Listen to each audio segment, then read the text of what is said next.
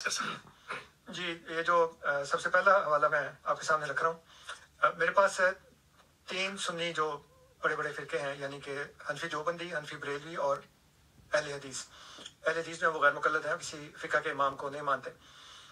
تو اہل حدیث فرقے کے ایک عالم ہے، اب تو فوت ہو گئے کچھ عرصہ پہلے، زبیر علی زئی صاحب، اور اہل حدیثوں میں ان کا بڑا نام ہے.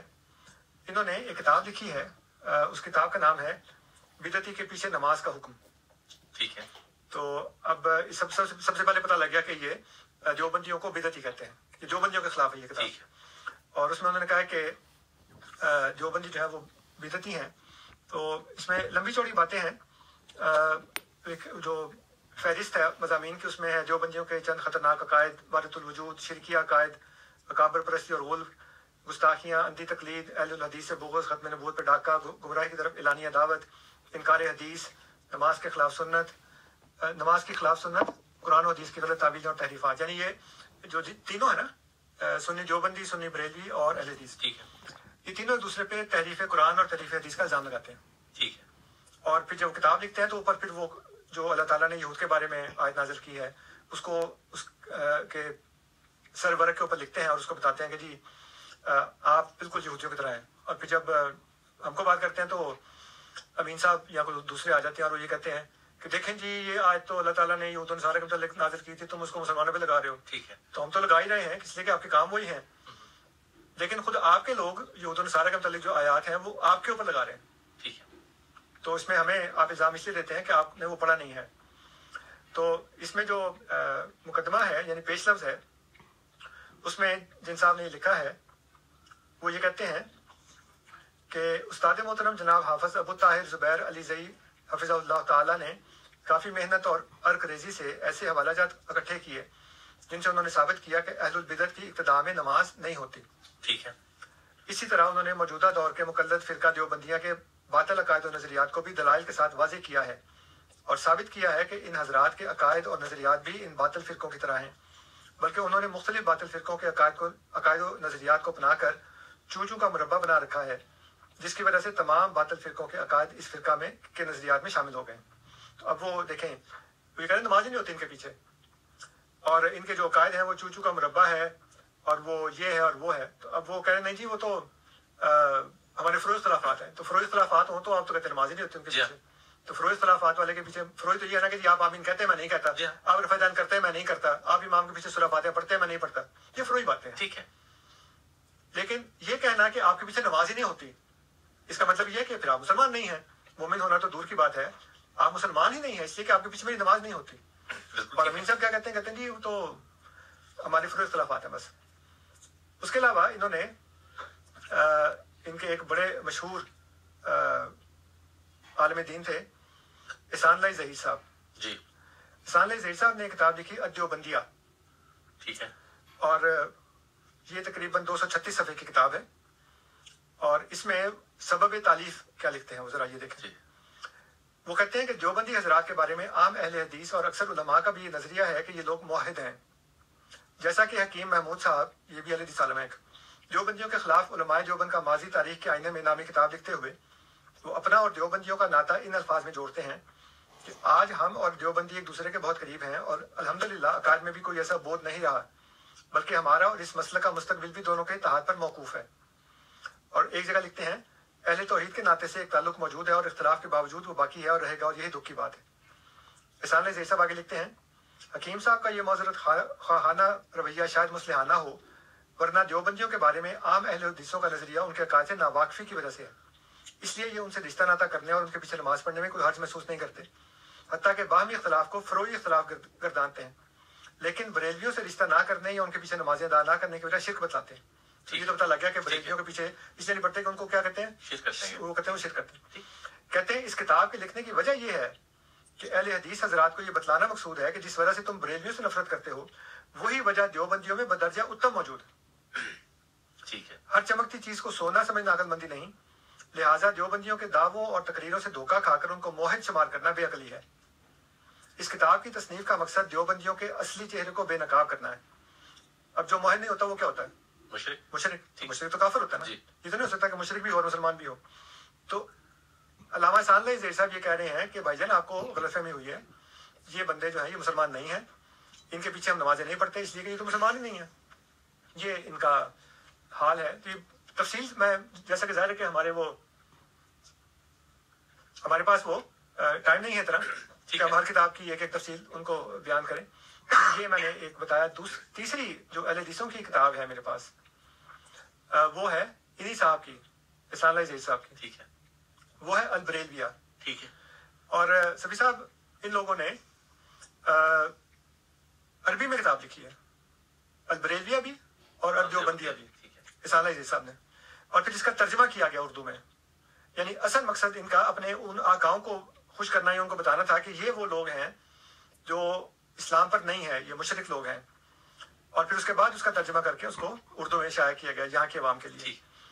تو البریلویہ جو ہے اس کا تھوڑا بہت میں آپ کو بتاتا ہوں کہ وہ انہوں نے اول تو یہ کہا کہ جی ان کے جو والد صاحب تھے احمد رضا خان صاحب کے، وہ شیعہ تھے.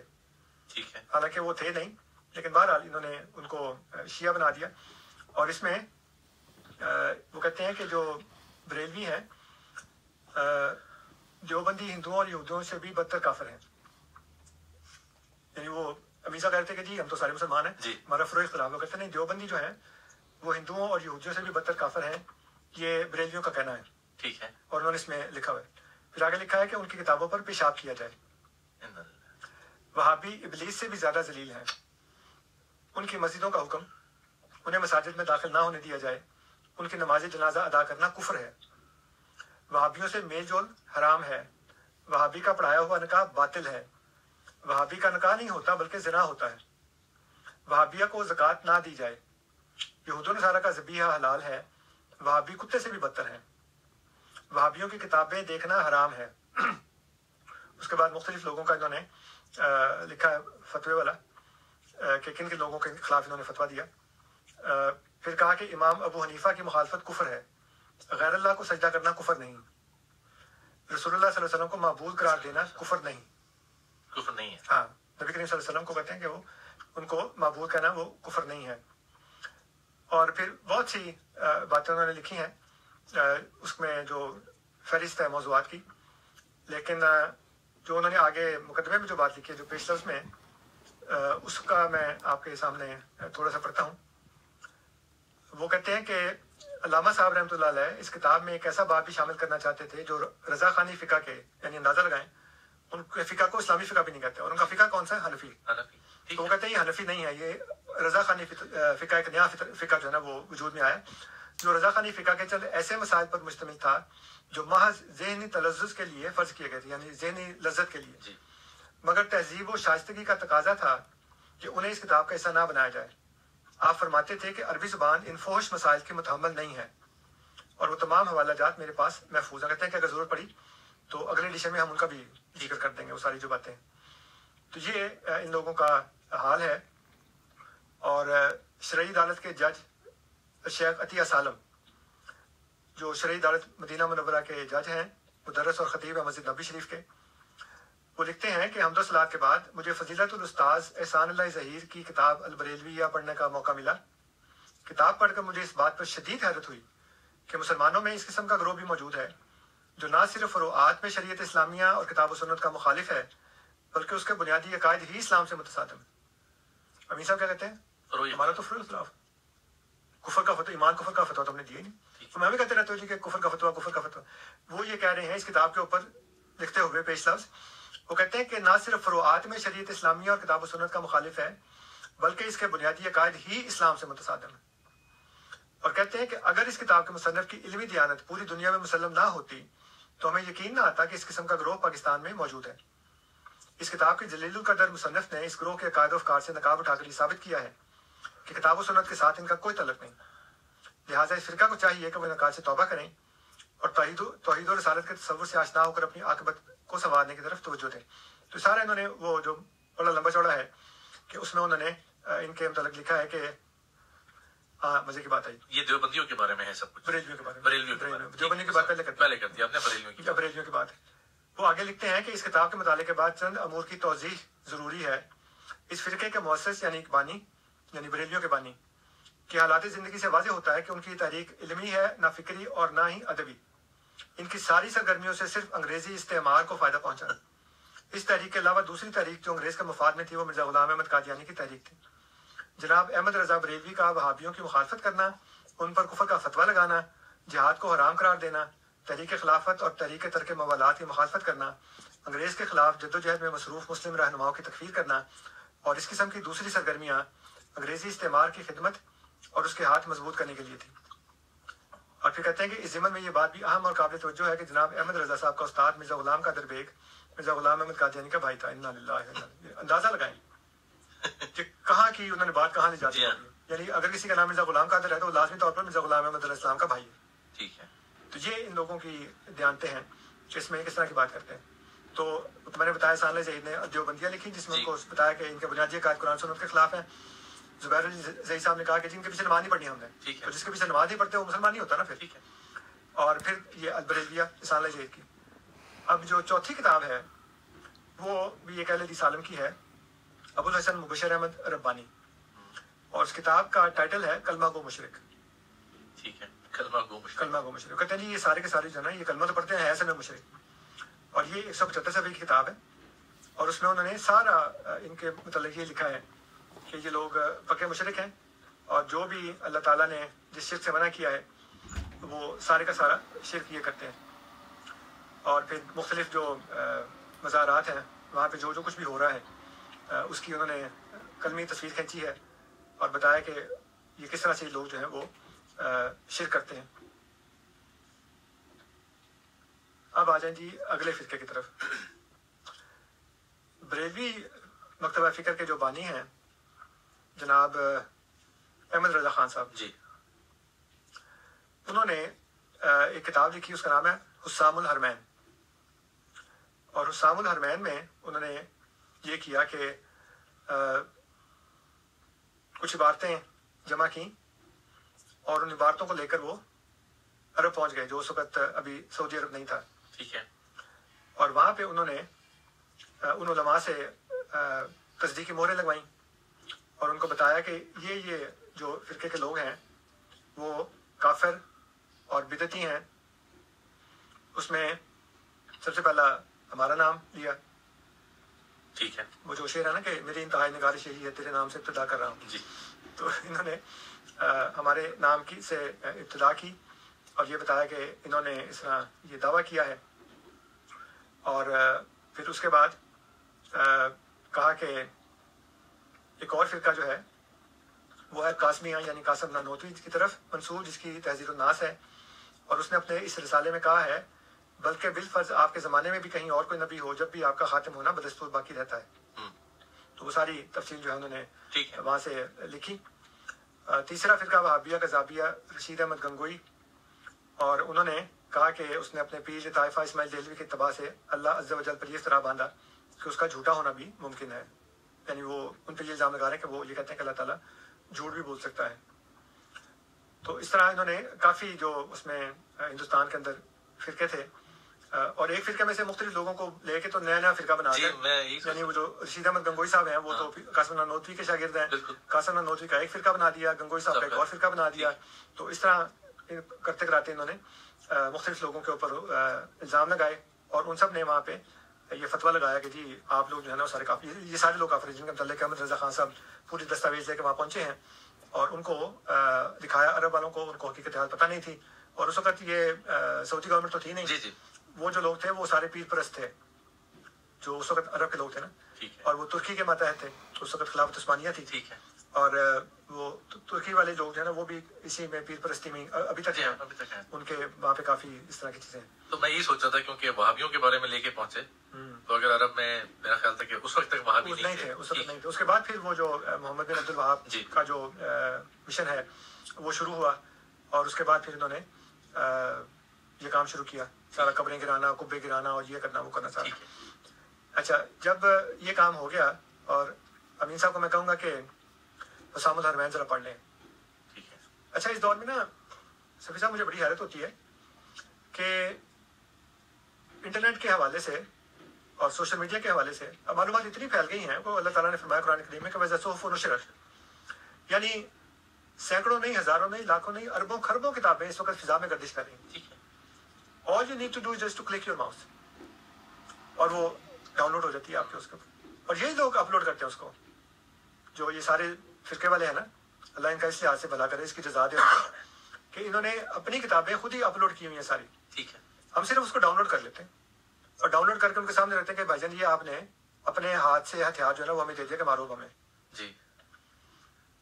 بندہ چھپاتا ہے نا اپنے آپس میں جو لڑتے ہیں ایک دوسرے کے ساتھ. لیکن پڑھنے کے رواج بھی کم ہو گیا, جتنی معلومات بڑھتی جا رہی ہیں آسانی سے دستیاب پڑھنے کا ہے. رواج تو کم ہو گیا. نہیں اب میں نہیں سمجھتا کہ پڑھنے کا رواج, مطلب ٹھیک ہے آپ کہہ رہے ہیں, لیکن اب لوگ ہارڈ کاپی پڑھنے کے بجائے انٹرنیٹ پہ پڑھ لیتے ہیں, مل پڑھ جاتے لیتے ہیں, جس کو شوق ہو اس کو پڑھنا ہی ہے. فون پہ 100 میں صرف یہ کہہ رہا ہوں کہ جب انفارمیشن موجود ہے. جی. اب امین صاحب جیسا بندہ جو اپنے آپ کو دینی علوم کا اگر ماہر نہیں تو کم از کم عالم تو سمجھتے ہی ہے, اسی لیے وہ آگے ان سے بات کرتی ہے.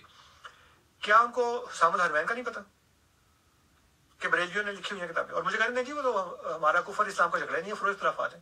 یعنی وہ آگے یہ بات بتانے کی کوشش کر رہے ہیں کہ انصر بات کر رہا ہے نا, وہ بالکل بے پر کی ہے, ہوا میں اڑا دی ہے اور اس نے جھوٹ بولا ہے.